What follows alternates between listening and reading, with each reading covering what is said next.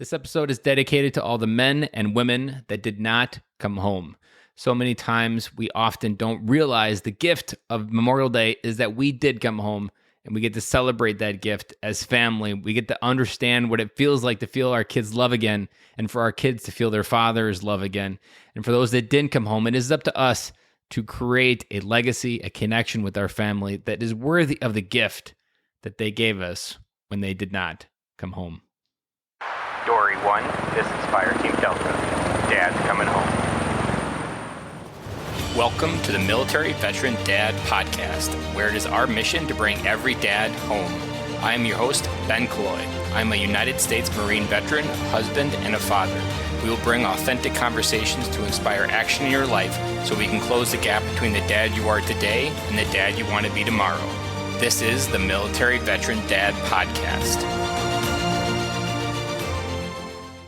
Welcome back to Military Veteran Dad. This is episode 124, and on this special day, Memorial Day, we've got a special episode with a senior executive at USAA, a retired 35-year Navy Admiral, John Byrd.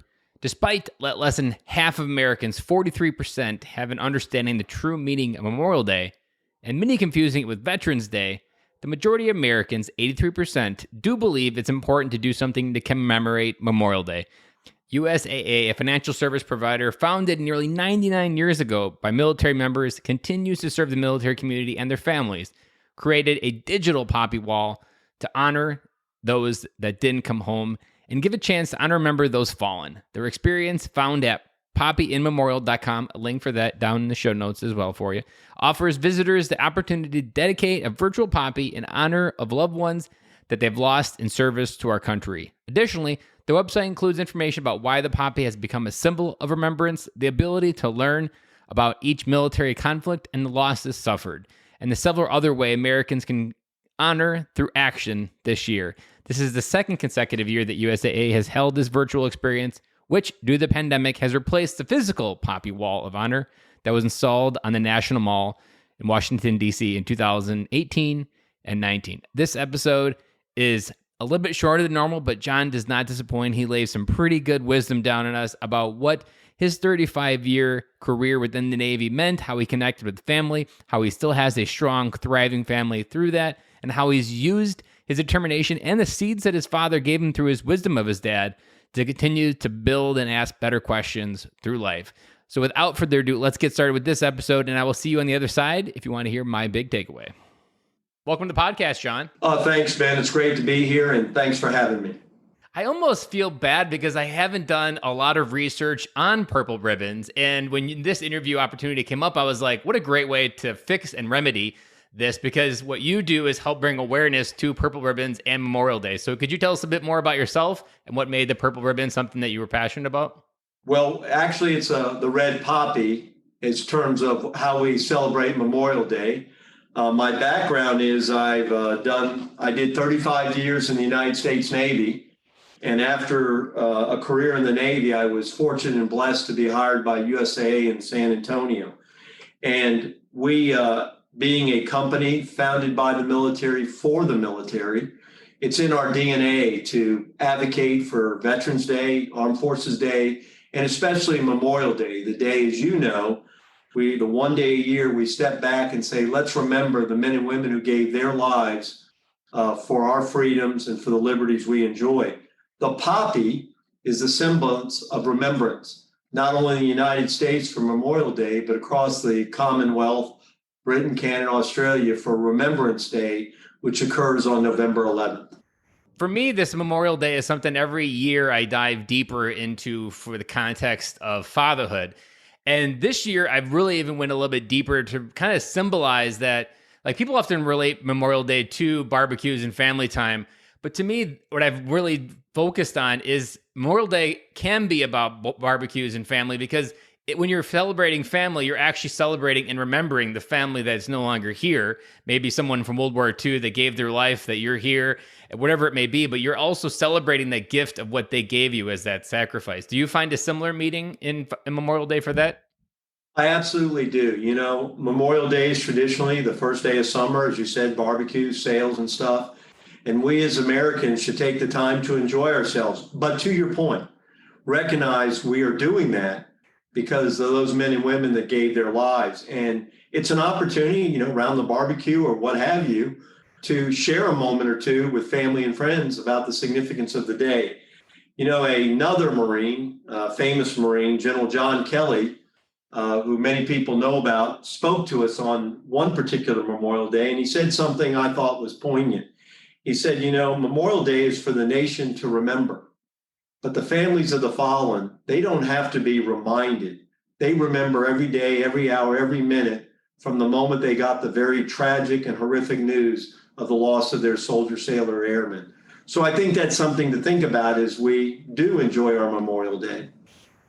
And there is a lesson that I learned in an odd way. I was watching Coco, the Disney movie, and it's a movie about the Day of the Dead. But in this, it hit me a lesson that I've learned within veterans and community, and it kind of comes together on Memorial Day, is that a veteran is only forgotten when people no longer remember their name. And that's the Day of the Dead celebration, is they celebrate the people that are no longer there so that the stories of their life never get forgotten. And to me, that's like the true meaning of Memorial Day, is making sure that these names of our own family tree never get forgotten, that people understand what kind of person that they were, and so that these lessons continued to be passed down. And as long as we keep doing that, and as long as we keep sharing stories, we can keep giving that gift of remembrance and making sure that that person's sacrifice doesn't go wasted, and that we always gift that gift to families. Because to me, like, all of what we do is for our family. Like, at the end of the day, almost all the service that we do, especially if you have a family, you're doing it outside to make sure that someone comes home to their family. And those that didn't, it's just important to make sure we remember those gifts and sacrifices that come to fruition there. Yeah, you said it so very well. And I remember thinking about this and talking to someone. And, if you think about it, we can never thank them or those families enough for what they did. But what we can do is never forget. And it's been said the greatest casualty of war would be being forgotten. So we can't do that. And another thing that comes to mind is, they gave their lives, but the meaning of that gift is up to us to carry forward. And if we forget it, we kind of take away the meaning of the life. If we celebrate their heroic action and what they did for us, it adds meaning and value. So, one of the poems we talk about is In Flanders Field, which is why the poppy came about. But Monia Michaels wrote We Shall Keep the Faith. And the point being is we must continue to remember. And that's why we wear the poppy as that symbol of remembrance. And I love what you're talking about here, because USAA is helping add oxygen to this idea of remembrance and making sure, because the worst part and also the best part of Memorial Day is it is a commercialized holiday, but then there is this other layer that we all remember. Like, no one really forgets that Memorial Day is about the people that have fallen, but we don't really do enough time talking about adding that value to the story. And one of the things that I talk about a lot on the podcast is about the value of our story as a dad. And that one of the worst case scenarios is it's your funeral, your kids are there, and they learn from a friend a story about you. And that's the first time that they got to know their dad. And so to me, the power of storytelling on Memorial Day is one that really can do wonders, because when you hear the grit of, say, someone that died in World War II, or what my grandfather was like that died in Vietnam, these stories can fuel generations into the future. And family is our legacy is the motto of this podcast, because everything we do as a dad is switching from the legacy of our service, which once it's over, but your legacy is your family. And it's those stories, it's remembrance, and it's Memorial Day in a way that helps make sure that legacy is something that isn't even just measured in your lifespan. If you properly remember, repeat these stories, and understand the wisdom that's passed down through these family generations, you're talking about generational legacy. That's something measured well beyond your life in decades and centuries, not just within your own life. Ben, I couldn't agree more. And as a father, totally agree with that. But I can remember vividly my father, who was a Navy veteran, him sharing stories and talking to me about men and women that he knew of, lost in combat, true brothers in arms at the time. And him, a man who was very stoic, getting emotional, telling these stories. I mean, coming to tears. And that was a remarkable event for me to see my father that way. But to your point, it signaled to me in the strongest terms how important it was, how meaningful that service was, how significant the sacrifice is. And when your father passes that to you, you know, it's indelible. It sticks with you forever. So I think you're right about the storytelling of a father to his children, to his family, not only his own experience, but other experiences and the value he sees in that. I absolutely love that principle. And it's, man, your dad knew what he was doing there. Maybe he didn't, but he was doing something that really imprinted on your heart, because this is one of the reasons why I love military dads specifically is we've lived rich lives, not in the kinds of money, but within the understanding and depths of how the world works and what really is important. And it's stories that can help influence our kids to really go out in the world, do bigger things, do better things, and dream bigger. And I would find a hard time arguing that that's not exactly what you did. I mean, you climbed to admiral within the Navy. You now help the USAA as an executive, and you continue to do more because of those stories and richness that were gifted and planted so early on that those seeds are still growing. And those are some mighty oaks that those stories imprinted on your life. Well, thank you. You're too kind. And serving our country, as you well know, was an honor and a privilege. And I kept serving because of the men and women I served with. You know, going to work or underway, deployed, but being with them every day gave me energy and new meaning. So that's what it was all about for me. And over 35 years, that's what I remember is the men and women I served with. Is there a story that you've can remember or like highlight from your story that maybe you've shared with your own kids? I think nothing specifically. You know, I used to share with my son and my daughter, my son a little bit more so. You know, he was fascinated to know about what happened on the submarine, what we did. I kidded people that my son didn't necessarily follow ball scores or how team sports went, but he knew how each submarine in the squadron was doing toward what we call the Battle E competition and how his father's submarine was doing. The one blessing I cherish the most is at my retirement, I can honestly look at my children and then look at the audience and say they made me understand that they were proud of what I did and not resentful of my absence. And so that to me was successful, very successful in the sense that they saw that as a duty and a service to the nation, and the sacrifice that, you know, minor, albeit to them, me not being around was very important. And, you know, that's something you can cherish, right? When your kids think what you're doing is important enough that you can be away for long periods of time. And they wouldn't have had that wisdom had you not kind of opened up your life for them to see what you're doing and who you're doing it for. Because there is a admiral out there that crosses the retirement finish, and maybe for the first time he has an opportunity to finally get to know his kids. Like there is the opposite side where people retire, and this is the very first time that like their kids are 18 almost, and they're like, okay, now I can go home and figure out what was going on. And it's important. And I really wanted to highlight what you were able to do there, because not everybody has that mindset, but you doing it in itself, I'm sure the people around you also had that example of family first versus the other mindset of work first. Yeah, we can't overlook that I married up and have an incredible wife of 40 years who's an even a better mom, who reinforced that very thing to our children when I was gone. So thanks for saying that to me, but she deserves probably about 95% of the credit. But just knowing that it's a team, knowing, communicating, like even just having a communication dialogue, not shutting down your life, not like creating a firewall. I mean, these are the things that almost prevent these people that are here in your life, like your spouse, to be supportive, that you need to be able to talk about things. You need to be able to share what's going on. And it's a team effort. And we often forget that as dad, because we feel like we need to have the weight of the world. I mean, you literally had the weight of the world on your shoulders as an admiral, and you still had to be humble enough to go home and ask for help and to be able to understand what's really at stake when you don't have the world in your shoulders when you go home, and realizing you're not going to have all the answers in this building, but maybe in this other building I do. Well, again, my wife made it clear exactly who I was when I crossed that threshold. There was no doubt who was the real admiral in that family. But yeah, she kept me humble, and she kept me on the straight and narrow. So yeah, but I appreciate that. It's again, it was a wonderful experience to serve our country, as you know, and I'm thankful I had the opportunity. As a leader as an admiral, were there any like different sayings or principles that you often like to lead by and make sure that your officers under you understood about how to balance family and the military?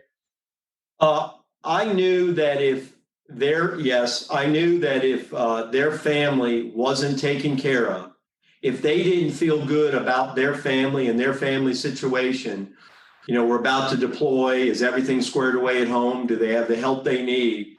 I knew they could not serve well. They would be distracted. They could not focus on the mission. You cannot protect your country. You cannot serve your country if you're worried about your family. And so that meant we had to make sure we took the time to think about the family readiness, both before we left, and then again, we had a great spouse network that looked after each other and we stayed in communication.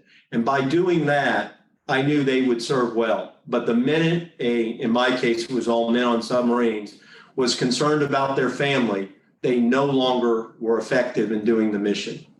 So I'm interested to ask this next question because I think it's going to be a 50-50, but I want to hear your answer. Not everyone thinks like that, and the culture within the military doesn't always breed that type of thinking. So is that more of your dad, or was there more of like an early leader in your life that gave you the wisdom and the mentorship to kind of reframe how you were becoming a leader? I think a little of both. I mean, my father certainly understand that in his career. It became clear to me that he always put family first. And by putting family first, it didn't mean he stayed at home. He went and did the job, but he didn't go do the job if everything wasn't where it needed to be on the home front. And then throughout my career, I was blessed with exceptional leaders who passed that along. And also, quite frankly, you serve 35 years, you have a family, you have kids, you kind of go together. It becomes self-evident, right? You yourself don't serve when you're worried about your family. And there were instances where we moved overseas or did different things where if I felt concerned, I knew I couldn't do my job. So you take the time off, square away things at home, and then you come in and give it your all. If there is an officer out there listening to this podcast that struggles with that, what wisdom would you share with that officer? I think they'd have to analyze why they're struggling with it. But I think if they're honest with themselves, they will agree with it. And then two, they have to be genuine and honest with their superiors if they have that situation. And I'll also be perfectly candid. I had many men and women working for me who could never get that balance because a spouse was challenged to deal with the separation, special needs, children, etc. And then the right answer for them was to leave the service. I mean, you can't sacrifice your family to serve your country. So if you can't rectify the situation, and in many instances you can, then you probably need to do something else, because I think the focus of your podcast is, we got to be fathers first. And so if whatever you're doing prevents you from being a father first, and that's a complex question, but we have to answer it, then you can't do it anymore and you got to get on with being a father. So that's what I would give them as advice. What I hear in that is radical honesty with yourself, probably maybe for the first time in your military career, because there's a lot of dads that I've interviewed on this podcast where they were on their road to 20 because that's the common path and that's what you're told to do. And it's sold at this unicorn and rainbows place that once you cross it, your family's there, everything's going to be perfect. But there's people that realize that like year 12 and 13, like if I go to 20, they're not going to be here. Oh, exactly right. And I know too many tragic cases of just that. I know cases too where men and women have been married, done a full career, and literally days after retirement, there's a divorce. And you kind of got to ask yourself, what's that all about? I mean, is that really worth it? And the answer is, of course not. You did this incredible journey together. It should have made you stronger as a couple to enjoy those golden years, if you will, not break you apart. So that's not right. And you've got to work hard to prevent that, to reinforce that relationship so that doesn't happen. Then there's also a question that I've been using more and more of when I get stuck on a question or when I get stuck on what should I do, I always ask myself, what am I going to wish I did 20 years from now? And I think with that context, 20 years from now, even if you're collecting a government pension and maybe trying to find your next job or trying to find a way not to be bored, you're going to realize that 20 years in the future, I'm going to wish I spent more time with my kids. I mean, I've rewired my life as a stay-at-home dad during Corona, as a way that my kids are 9, 6, and 4. There's no way 20 years from now I'm not going to wish I made as much time as possible to be dad and just enjoy this moment as much as possible. And so I've dug in even deeper and really trying to figure out and rewire my psyche to make this possible, because I knew that these 10 years and below, like those are the years that every dad wants back, but nobody really tells you that until they're gone. And you're like, well, if someone would have told me that was going to be the way, I would have slowed down and paid attention. Well, that's not how life works always. Yeah, you're exactly right. I mean, you've kind of got to approach what you're doing with the end in mind. So draw the picture, write down what you want to see 20 years from now, and then ask yourself, what am I doing to ensure that outcome? And if it's a great relationship, a happy marriage, well-balanced, thoughtful, children and young adults, what am I doing now to ensure that outcome? And I think that starts to take care of itself if you're honest about those answers. So one more question, because you were in the Navy, you were also part of the submarine, so you were on deployments like for longer than times than just like a regular TAD. What was some of your best coming home advice to reintegrating to the family? Because this is one that's almost like a trip hazard. Like once you get past the initial honeymoon phase of the videos you always see on the news, then the real work begins. What's your piece of advice from that point of view? Yeah, I think that's a great thing to think about. Well, there's been a couple things we've talked about that do it. One is absolutely share what happened on deployment. Tell as much of the story. I mean, oftentimes it was classified, but we had port visits and the like. So share that. They're interested. And if you don't share in it, then they're not a part of that experience. And, that's relationship building. Similarly, review what they did. Find out what happened in their lives. Go back into detail. And your wife will be one discussion. Younger kids will be something different. Are there pictures they took, even though they shared them with you? Dig into that. And then one big thing is the family typically falls into a different routine when dad is not there. Mom, in the case of a man, or a female for a spouse, becomes, kind of the whole parent thing. And you've got to slide back into that slowly. You can't come in and say, this is the rule set. This is the way we're doing things. They've been doing it a certain way. And so it's kind of like taking over in any organization. Watch how it's going. It may be different than you were used to and different, and you want to make some adjustments, but watch it for a while. Don't disrupt the apple cart right away. And I think if you do all that and express great appreciation for what they did while you were gone, that will go a long way.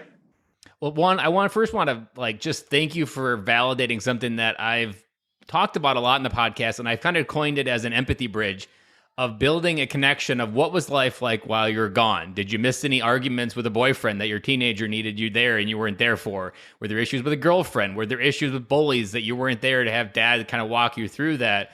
And by each understanding what life was like, then you can meet in the middle on that bridge and move forward together. And the other, Alan, I'm wondering if this was something you had struggled with, that like when you came home, how much you really wished it was something as simple as changing the con on the submarine of like, okay, I'm here, let's change the con. He has the con now. But like, that's not how life works. And that's part of the downside of the military is it's so easy sometimes just to switch that command, even a 20-minute change of command ceremony. And you're like, man, why isn't it not like this, like within family? But it's more dichotomy. It's more just an integrated life within family than it is something as simple as a change of command. You're exactly right. And if your wife, like in my case, is doing a spectacular job, don't screw with success. There are things you can do that she'll want you to do. You don't necessarily need to disrupt the routine she's established. So you're absolutely right. Sharing those experiences will make the absence seem a lot less. And you're not going to share them all at once. It's going to be over a period of weeks and stuff. And really strange moments. Maybe while you're shaving, your son walks in, It's not a dedicated, let's sit at the table and share every moment while I was gone. It's sort of, something happens, something is referred to, and then you have that discussion, and that's powerful. I've just been started going on walks with just my oldest daughter who's 9, and like the amount of questions she's asking and just the curiosity to different things, like it's just kind of created this nice intimate moment where we can talk about a lot of different things. Like she's got some friend issues at school that she's working through. And those moments, like I have no idea where they're headed, but I'm positive those moments are creating. And there's something I talk about being there for the small things in life. So later in life, they bring you the big things. And it's important when you come home as a dad from those deployments to kind of catch back up on those small things, because those big things are going to happen. And even if you weren't there for the small things, you still want to try to make that deposit and connection that you can trust me with the small things, and I won't get angry, I won't get upset, and we can work on it together, because there's going to be big things in life, and you still want to be that trusted person, and you don't want to be resentful for the military or kind of taking away that trust when you still have the ability to be there for it. That's well said. And the thing you have to remember with children in particular is, there was this saying years ago about it's more about quality time. But remember, the children often pick the quality time. And it may not be what you think it is, right? It may not be that trip to the zoo. In fact, it may be a walk with dad, just me and dad. One of my very first things I started preaching in the podcast was kids spell love Time. And you can make a deposit with time in as little as 10 minutes and change their world the entire day. So well said. Even just this morning, but after the kids got on the bus, I've been going on like a 15-minute bike ride for my daughter, and I'll get back and I'm like, wow, it's only 8:30 and we just went on a bike ride, and she's as happy as can be. And that's like, it's so simple when you focus on it, but it can feel like work and it can feel like something that you're stressing about, but that's just your ego telling you inside that you can't do it, but you really can. You just got to give yourself permission to do it. Again, well said. Good advice, Ben. Very good advice. Well, John, I really appreciate you sharing your story of remembrance and the poppy and Memorial Day message that you have with us today, and just your dad's story of what it could do for other dads out there, because I think you are an inspiration to other people that are looking for career-minded military careers, and being able to know that like you can have family with you at the top and at the end and still thrive through that process, and that it's not just this one or the other, but you've got to have that radical honesty of, do you have everything in order at home so that you can do it? And if you don't, then it's not something worth writing that check for, because you never get another chance to get it back. Well, thank you, Ben. Thank you for your time and sharing your story. And thank you so much for doing such a great podcast. I really appreciate you thinking about the importance of military dads, veteran dads, and helping out. That's wonderful. First, thank you for taking this time to listen to this episode on Memorial Day. I know this can be a heavy time of year. I know that this can be a really hard time of the year. Know that you are not alone, that your brothers are out there feeling some of the same things that you are. I encourage you to reach out to a battle buddy, someone that you know or you haven't talked to in a while that might be suffering from some of the same feelings that you do. There is a lot of growth that can happen when you find that shared misery of that pain that you're going through. Because when you feel in your heart that you're not the only one going through what you're going through, that feeling that can just leave you with this feeling of being free of the burden that you might be carrying, the pressure that you might be feeling, or just the heaviness of what you've got going on.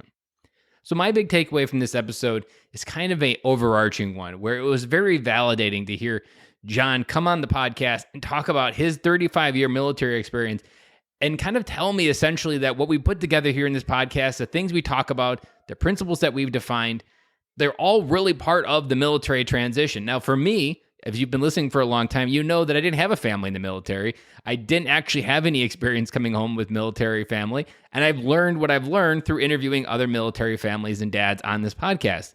And this podcast episode with John really validated the whole overarching meaning, and that what John talks about has been validated by dad by over and over and over again, that what we do here within family, within the military, it all matters. But as we focus on what we leave behind, you can see how John's life has unfolded in a way that continues to impact his kids and his legacy of family first, even while going through a 35-year military career and having to make hard choices. But then I love that advice where he tells the officer or the enlisted person listening to that, find that question, is this the right time? What is the true cost of staying? And always err on family. Guys, I hope that if you're listening to this on Memorial Day, that you find your peace, that you find the ability to honor the ones that maybe in your life didn't come home, to honor the family that in your family's tree maybe served their country and didn't come home. That is the best way that we can memorialize the people that didn't come home. And if you didn't hear my Fatherhood Friday from last week, I read a blog post that I did over on City Dads group of what means to me for Memorial Day, and it speaks to civilian and non-civilian if you're listening to this as well. There is a link for that in the show notes on that Fatherhood Friday if you want to go check out that blog post.